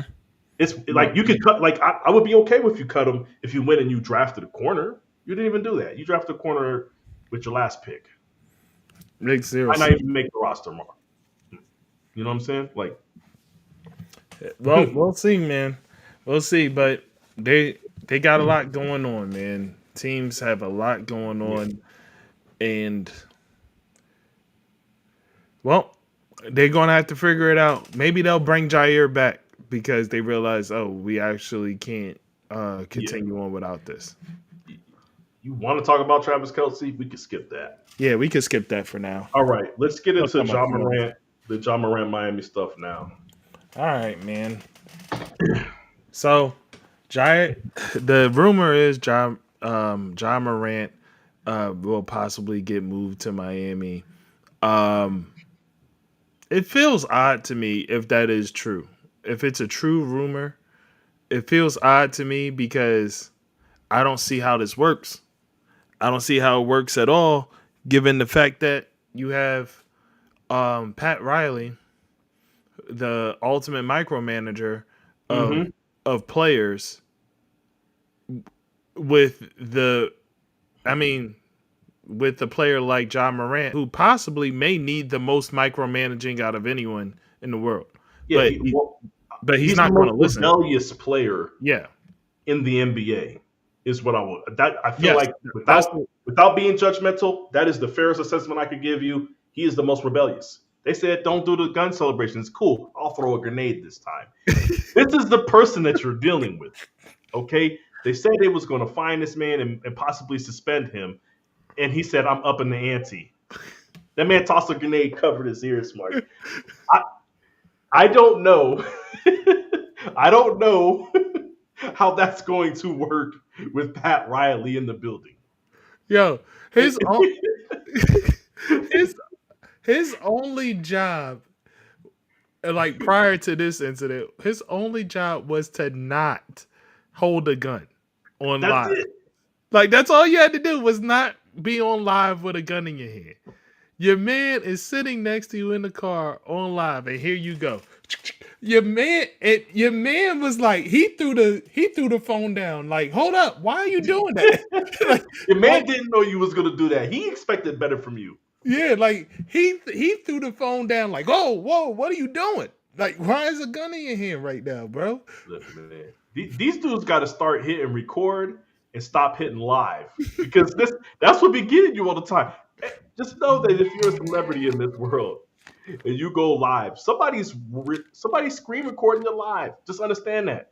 Once you go live, it's not just getting deleted. It's not disappearing. Somebody's screen recording you live. That man he shut down that live stream so fast, Mark. That was crazy. He had no idea that John Morant was about to have a gun. Yeah, 1 second he was looking at John Morant, and John Morant was just chilling. yeah. He He turned turned around. away, and then next thing you know, John Morant had a gun in his hand. Yeah, he got the blicky out. What? Hey, look, man. Look, hey, shout out to his boy though. Hey, he was so quick to put. He's like, look, man, we can't mess up the money. We can't mess up the money, dog. I'd never seen instincts that fast. He shut that shit down, slammed it to that shit. Just live ended. Boom. I was like, damn, that's crazy. We already saw it. We Even, already saw it. But but I mean, shout out to shout you out to because you. you know what I'm saying. You clearly care about the well being of John Moran, whether it's for money purposes, whether it's for it don't matter. It doesn't matter. Somebody is apparently trying Yeah, their best to look out for him. you But clearly care more about John Morant than John Morant does. yeah, that is true. That is true, man. But yeah, like I said, man, like you said, excuse me, you don't see how this works. I don't see how it works. I don't see. I can tell you right now. Look, man, everybody's seen the clip by now of D Wade talking about the chocolate chip cookies Mm-hmm. story in a plane. Bro, you talking about a dude that's not the coach. You know what I'm saying? You're talking about a dude that is just, the president of operations sitting up in an office somewhere, but yet he's micromanaging whether the players can have chocolate chip cookies on the plane or not. Okay? Look, man, there is a 0% chance that these two could coexist. So that's the only like when it comes to these rumors, would when I seen it, I immediately thought the Grizzlies are trying to shop him to Miami because they see Miami has a void. You know what is going on? I don't even know who that is. At all. But yeah, but either way, so like I said, you have a situation to where they might be shopping him. That's what I said. They shopping him. They're trying to appeal to Miami. Memphis is throwing the rumor out there themselves. Basically, this is their way of letting Miami know, hey, look, we would like to start talks with a deal because you guys have a need. You guys do not look the same since losing Jimmy Butler. You guys need another wing player. We have John Morant, but we're realizing that the way the team is currently constructed, we're being bypassed by all the Western Conference teams. We need to do something differently. So that's what I look at this as. Is I think it's more of just Memphis putting, they're leaking the news out there themselves. And I don't think Miami wants anything to do with this. Like Right.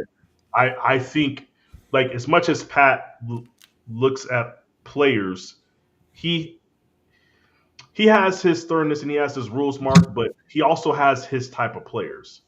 And John Morant does not fit the mold of Pat Riley's type of players. That's the best way that I could say that. That's how I know Pat don't have interest in him. Bam Adebayo interests him. You know, underdog player works hard. All these guys, Tyler Hero. You look at everybody, Jimmy Butler, all those guys. That's Pat Riley's type of guy. Not the guy that's the favorite that can't keep his shit together long enough to perform. That's not Yeah, his type of guy. So yeah, it's gonna be interesting, man. yeah, If that was to I happen, pay money to see it, Mark. I pay money to see it. I if might that watch was the to happen, regular season games, Mark. dog, yeah, definitely, I definitely, might watch it. I want to see what happens the first time he pulls out a rocket launcher. You know what I'm saying? I want to see it. He's just up in the ante. You know what I'm saying? I want to see it. I want to see the stories that come out, man. dog, it's gonna be different. Um, Speaking of basketball, though, let's keep it in basketball and talk about the finals, man. Yeah, Um, so game one, we all watched it. We watched the Pacers walk down a, a OKC team that was running away with the game. We wa- um they slowly ticked away and kept consistent in their play from the third quarter on. And the only time they led in the game was when they took the lead on the Halliburton 2 point mid range. yeah, yeah. That which would left point 0.3 seconds left in the game. So I'm actually curious. Like, there's always these random stats that come out. I'm actually curious if that's the first time that's ever happened, where a team that did not lead the game at any point, not even tie, not even in a tie, hmm went on to win the game in the final seconds. I will say this, to my knowledge, and I can guarantee this. It's it's happened before. Now, has it happened in the NBA Finals? That's the question. Yeah. Like I doubt it. I don't believe it's ever happened in the NBA Finals. And even the times that it's happened in the regular season game, it's you can probably count on one hand. You know what I'm saying? And it's probably going to be less than five. So, but like I only know because I've seen it happen before. I don't remember which teams were playing, but I've seen it happen before. And anytime it happens, it's absolutely brought up. Hey, they haven't led all game, and then some, and then they're always just inching closer, keeping it close, and then the last few seconds they go up. Yeah. Like I know it's happened, but for it to happen in an NBA Finals game is crazy, Mark. Yeah, it's a phenomenal thing. Which real quick I want to bring up. Shout outs to Halliburton. He has Yeah. five buzzer beaters this playoffs. He has five. He has six, Five game winning buzzer beaters and he has this six playoffs. total clutch shots. I'm not talking about clutch shot. I'm No, talking but about I'm saying, yeah, yeah, yeah, no. And the only reason why I'm saying it like that is because I think now, just off of this playoffs alone, he's either third or second all time yeah. He's for playoff second. buzzer beaters. He's tied at second. And LeBron is at first with like way more games played. Yeah, Like and I think LeBron like is only I think LeBron is only either one or two above him. So yeah, we're talking about this man got to second in one playoff run. Like this is, but we already know that this is the most buzzer beaters by one person in a playoff run in history. Like it's crazy. And then it's like we already knew that going into this, and then he does it again in game one. Look, man. It's such a love hate thing with me with Tyrese Halliburton, man. I hate his inconsistency. I'm not a fan of his personality. I love. what did he do to you? Why you don't like his personality? Oh, you know what? Nick Young said it best. Y'all out here getting y'all ass busted by a real light skin, by a real true 100% light skin. He doing light skin celebrations after game winners. He's like, But for me, honestly, he represents. If you don't know anything about his personality type, everything that I despise about kids 22 and under, he has that personality. Hmm. Okay, he's one of those people, and it's not. Call me old. I don't like teenagers type shit. Like whatever. That's he just has that type of personality, and if you see him, anything non basketball related off court, it's just something about his personality that I don't like. Right? It's the same way I felt about Kobe all those years. I just didn't like Kobe as a person. You know what I'm saying? And I couldn't, as years went on, I could further explain it. But in the beginning, I'm just like, I don't know what it is, right? That's kind of where Right. I'm at with Halliburton. I can't fully explain it, but I know that I don't like him, right? But I love everything about his game. He's exactly the type of player that I like. He's a true point guard. He's a you could call him pass first, but he's still capable of scoring 30. Like everything that I like about a point guard is Tyrese Halliburton. He is he has the capabilities of his ceiling, Mark, his ceiling, obviously minus the athleticism, his ceiling when it comes to production is an efficient Russell Westbrook. I love Russ. Okay, that's what Tyrese Halliburton's ceiling is. Okay, I love his gameplay. I love everything about it. So that's the thing. I don't like him as a person. I love his gameplay, but then I can't really fully root for him because I feel like he's just too inconsistent. And then, but then on the other end, he's clutch as hell. Like he's this is I've never seen anything like this. So it's been an up and down roller coaster. And even though I'm sitting here telling you it's a bittersweet love hate thing, it mirrors his game though. The same way he could go out there and knock down a game winner, he can give you three quarters with 5 points. It's but I but with that said, no downplaying what he's done in the buzzer beater stuff. I don't know if we'll ever see it again. This run, although this is a very unique thing that he's doing, it reminds me of uh, the Denver Nuggets championship where every single game that came about to where the Nuggets needed somebody to have an explosive performance, Jamal Murray would drop 40 or 50. You know what I'm saying? Just right on time. So that's what Halliburton's been is just right on time with everything. So you want to talk about the presentation?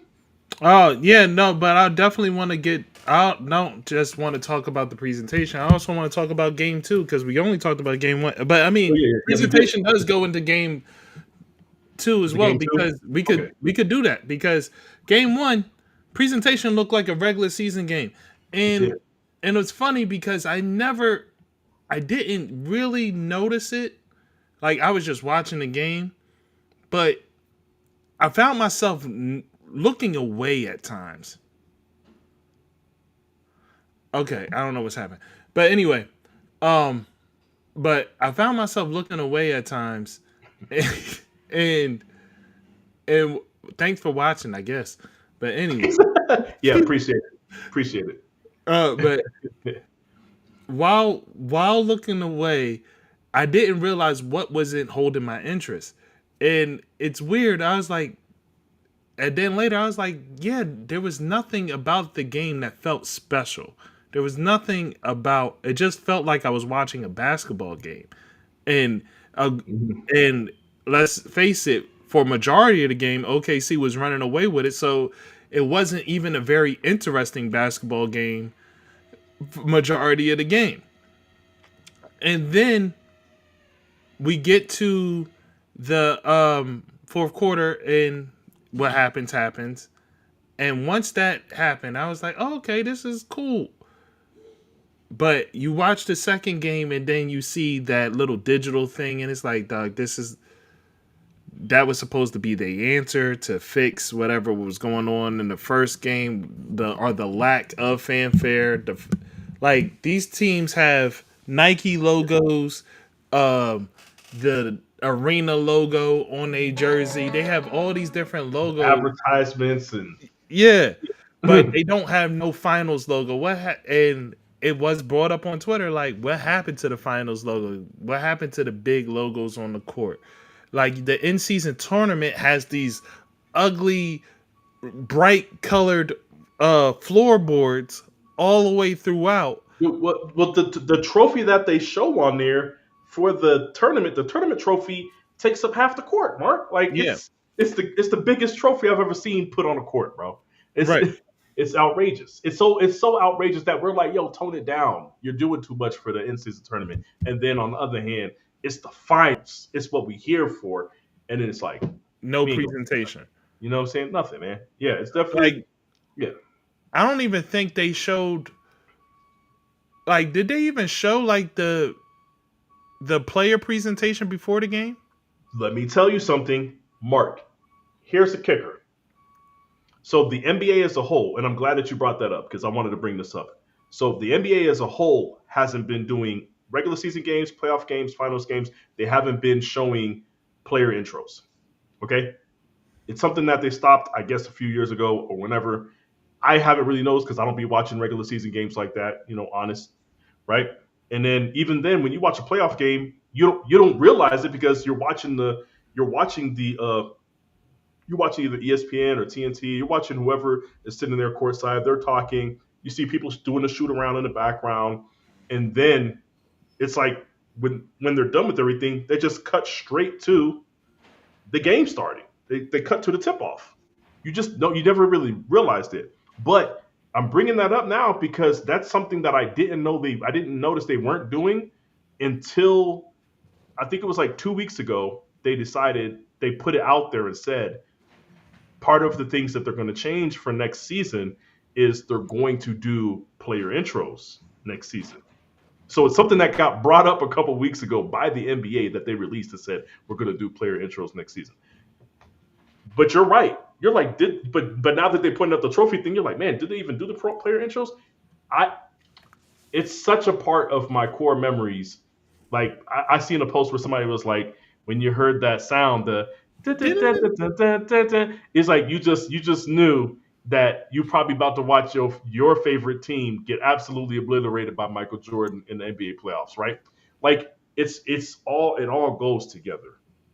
So you know what I'm saying? Yeah, it go and thank you. The Bulls player intros are still stuck in my head from the '90s. I promise you, it didn't matter how many times I watched it. It was the coldest stuff that I ever watched. To me, the night like as somebody who loves the Brian Dawkins entrance, as somebody who loves the Ray Lewis entrance, no entrance in any sports to me tops the Bulls. They got the camera all low. You know what I'm saying? You got them in the warm ups with their hands behind the back. It's all dark. They got the announcer going off. They got the music. You know what I'm saying? Everything was such a big presentation just for the player intros. Like it got you hyped to watch the game, man. In a scenario right now where you have the OKC Thunder versus the Indiana Pacers, and you got to watch the OKC Thunder bludgeon people to death and get away with it, and you get to watch a free throw merchant in Shea Gilgis Alexander, there's already a lack of interest in wanting to see this particular finals. You would think that there would be some type of emphasis on presentation, Mark, but like give us something, man. So hopefully with them being called out on this presentation of the court and everything, and them already saying they're going to move forward with player intros next year, hopefully we'll see something better. Yeah, hopefully, man.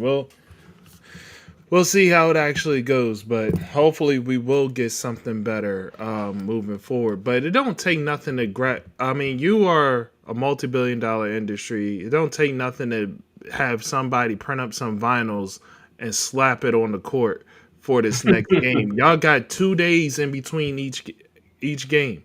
Yeah, the digital trophy, BS, bro. Don't spit in my face and call it rain, dog. Like that's Yeah, crazy. you got you got 2 days before each game. That's so y'all can figure this out. Yeah. All right, so yeah, I don't know, Um, but in game two, uh, let's just face it, man. OKC OKC ran away with the game. mhm. Pacers, they look. I really just want to say this quickly about how frazzled the Pacers look. The Pacers look like they shouldn't have been there. They shouldn't have been there at all. You know what I'm saying? It Yeah, was it no. was trash. Trash presentation, trash everything. Everything about it wasn't He said, "Yeah, like this is the least interested I've been in the NBA Finals in about 10 years, Mark. I'm right. gonna be honest." Like the Pacers just I'm a little distracted, but I'm sorry. No, you good. But but the there's a lot going on outside. I apologize. But but the Pacers had their worst game possible. They looked like they weren't prepared to play. They had they came out looked like they were playing a pickup game against professionals. Mhm. Like they were running around, particularly Halliburton was just running around looking lost. Looking like he was trying to create something out of nothing, but none of it looked like he was going at it with any sort of forethought to it. And it looked like they didn't have any plan from the coach, like any input from the coach, like, hey, set up a play, try this or anything. It was just, is it just me or did it look like it was just a bunch of running around by the Pacers to you? Well, it did look like that, but the way that I would look at it is this, Mark. What that says to me, the way it translates to me is OKC said we have a game plan to stop you from whatever your first option is that you want to do. Mm-hmm. And it just felt like Indiana didn't have anything planned for a plan B. And then that's what leads you to have people running around or the offense looking lost is we've been able to execute what we wanted to execute this whole time, and then now that we're not able to really execute what we want to, or we're specifically being game planned against, to, like we're playing against it, we're going up against an actual good coach, and now we're having problems is what it looked like to me. So um if and it's surprising to me because Rick Carlisle is the Pacers coach, and Rick Carlisle is usually a better coach than that. So I expect to see something different. Game three is just a little bit shocking to see a Rick Carlisle coach team looking completely lost on the court. Like I've seen it to where their game plan doesn't work, but to look like there is no game plan is Yeah, something new. exactly. It looked like there was no game plan. And I expect a lot better from the Pacers in game 3. Yeah, And yeah. honestly, my opinion is that whoever wins game 3 is going to win the series. So, I don't subscribe to that. I picked OKC in six. I Although I do believe the Pacers will win Game Three, I'm sticking to my original my original 6 game prediction. But either way, 6 games or seven, I got OKC winning this. I don't think Game Three is going to have as much of bearing as you believe it does. So I just feel as though that's just my belief, man. I feel like yeah, whoever's going to win, whoever wins game 3 is taking the entire is taking the series. And good luck, man, to the Pacers cuz I don't want OKC to win. I don't you don't want like the free throw merchant. You feel like this is like the equivalent of James Harden getting the chip. What do you think?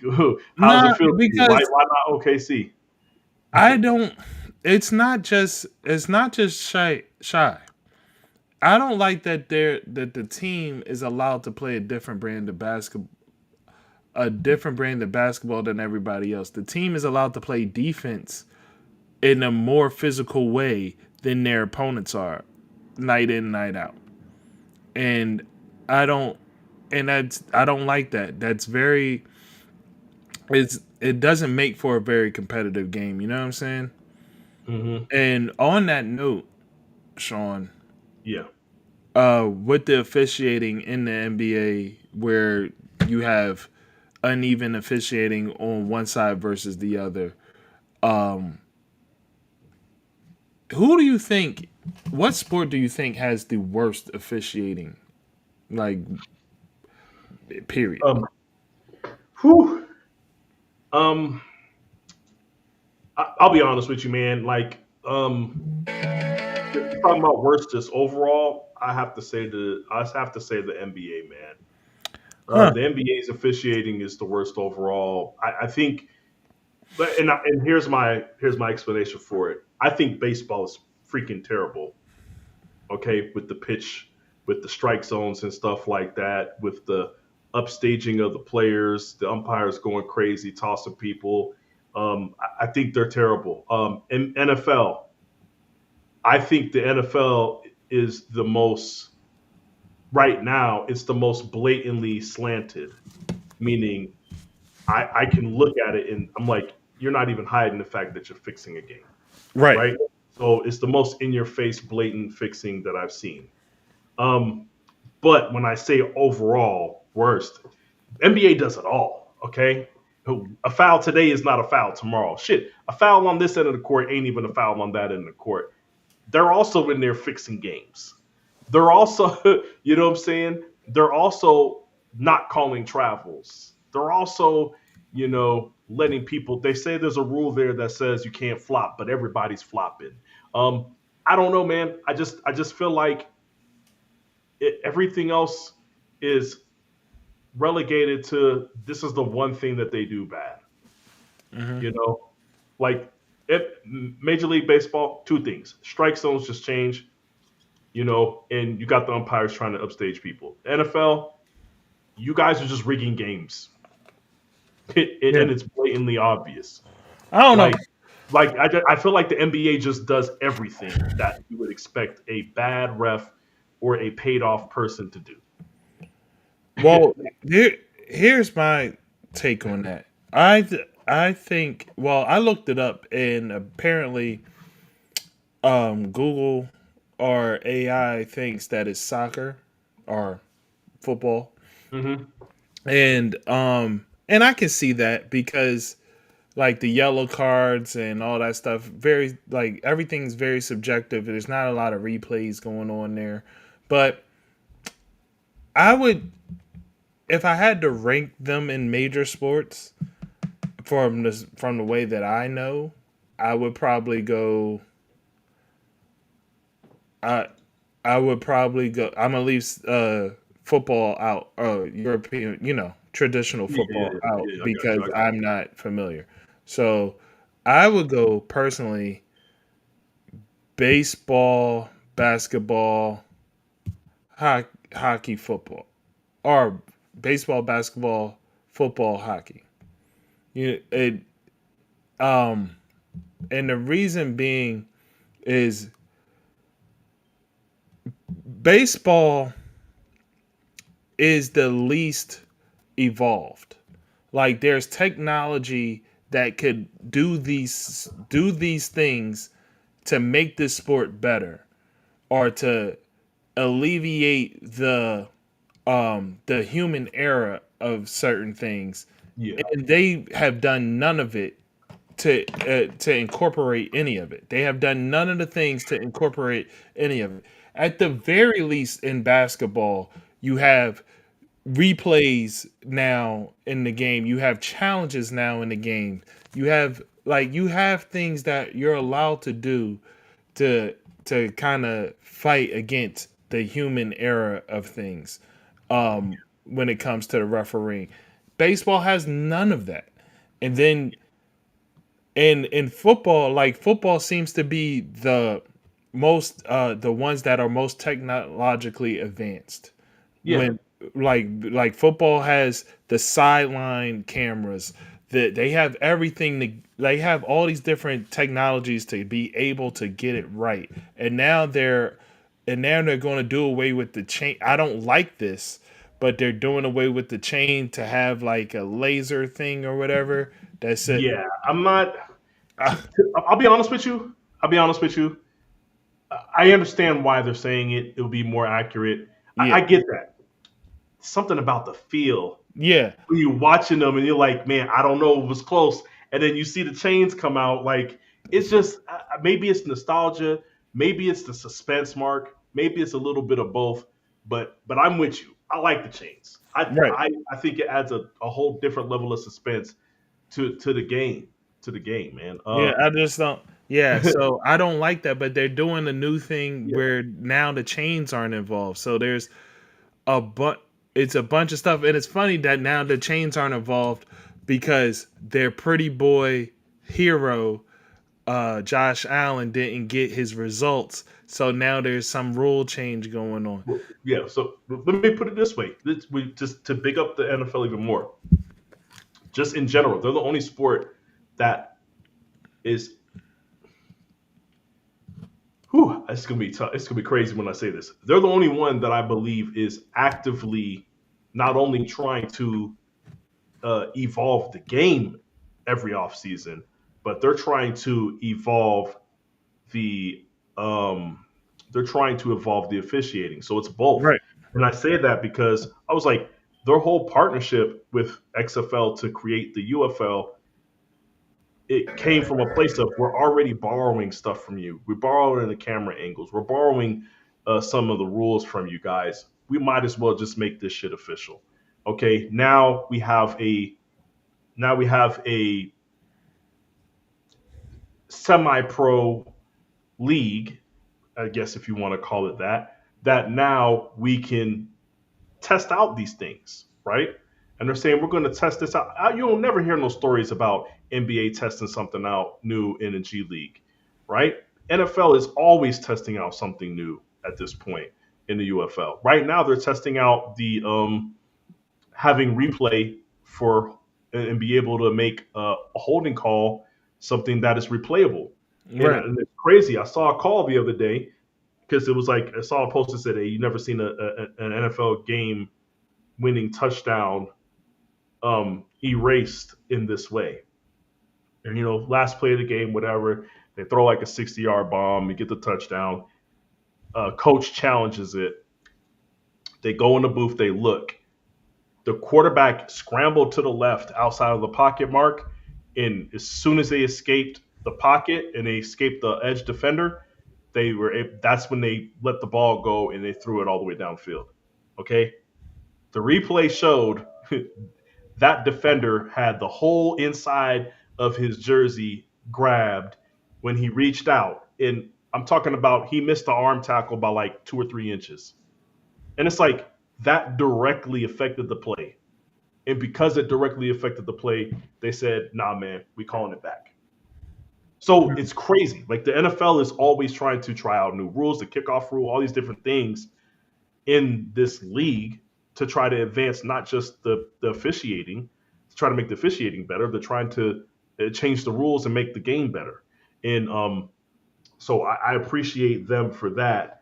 But when we talk about the Stone Age-ness of the baseball game, I think the worst part of it for me, this is when I just stopped taking them serious. You're playing in my face. There's a Right. whole box, there's a whole graphic that pops up when somebody's pitching a ball. It tracks the ball. It shows you exactly where it crosses the plate. It shows you the square of where the strike zone would be. The technology is already there. You're just saying that's not going to be how we legally call strike. Right. You're playing in my face, Mark. So then we see that it should have been a strike on TV through the technology that you have for the presentation. But then they're like, "Oh, but the ump said it wasn't. Ah, it's a controversial call." No, he just got it wrong. It's not a it's no controversy. He got it wrong. And you're showing me that he got it wrong. And then you're expecting me to accept this. So yeah, Yeah. I don't like baseball. Yeah. So and so you have all that, but then and on the hockey side, like you said, like the reason why, even though football is the most technology advanced, the reason why I have them ahead of hockey is because they will do it directly in front of your face and just be like, nah. Yeah, no, they will cheat in your face. They will. NFL will. They Like will they'll tell cheat you, right in front of "I your don't know what face. you're talking about." Yeah, Hey, rules, rules. Called it. We can't reverse it now. yeah, exactly. Like, Like, hey, oh, like, like the Rams Saints, like, dog. I'm never gonna forget that. That was the clearest. The cameraman's right there. The ref is right there. We can see that the ref is standing right there. He watched the play. You see his head turn. He watched it happen. No, And just the ball's nowhere near nothing. That's the most egregious PI I've ever seen in my life. yeah, And And I'm just glad that the camera was there to show you that the ref saw it. Like we didn't need the replay to see that the ref saw it. We seen in the original footage that the ref was standing right there. It was crazy, man. And then all the replay footage, I was like, it's even clearer now. I'm like, he led with the crown of his helmet, everything. Hit him right in the right underneath the chin, everything. The ball's not there. Like that's three penalties. Like exactly 3 penalties like on play. like And, what are we talking about here? and they was just like, no, man, this is for Yeah. Bounty Gate. You can't, you ain't Hey, allowed to look. win. Hey, whatever beef they got, it's real. You know what I'm saying? They was like Sean Payton, you will never win a championship as long as you here in New Orleans with the Saints organization. You never win one, not again. Yeah. So Yeah. So it is what it is, man. yeah. Listen, that it's not a whole lot left that I want to talk about tonight. So, is there anything else you want to speak on? No, the only other thing we would talk about, we could save that for another time. It was just the Michael Beasley stuff, but Yeah. Oh, yeah, the Michael Beasley stuff. I did want to talk about that, if but you wanted to, if you we could get that real quick if you want to. uh, nah. Yeah, I didn't think so. Yeah, we could. Like I said, we could talk about that next week. We could talk Yeah. about that. Next But one thing I will bring up, just saw this across my feed. Anthony Richardson is dealing with an AC joint injury again. Not that it necessarily matters because he's not a great thrower of the football, but maybe he's not a great thrower of the football because his AC joint injury from 2023 has never been healed properly. What do you think happens when you continually lower your shoulder to run people over to get touchdowns? I don't know what you think is going to happen to you. And, Um, and I don't want to be very clear.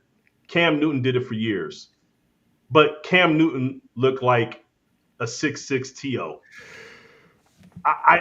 There's a difference in the builds. Okay, yeah, that's all I'm going to say. Look, I mean, I never liked him running those touchdowns in all the time and going for contact, but yeah, I mean, I'm not surprised. Not surprised at all. So unfortunate though. yeah, man. All right. Well, it is what it is. So we'll see how this goes for the Colts moving forward. Hmm. Anyway, that's the end of the show. And remember, as always, guys, it's only entertainment. This when you're making your sports bets out there, remember to think to yourself, what do they want to see happen, and go with that. Because whatever they want to see happen, they can rig it so. All right. I guess except for well, unless they just calling strikes when it's supposed to be a ball. But They do that too. yep, they do that. But they can't stop you from hitting them. They If you hit can't. it, you Can't do that. That's if true. you hit it, you hit it. Yeah. But yeah, all right, man. I'm out of here. Yeah. All right, man.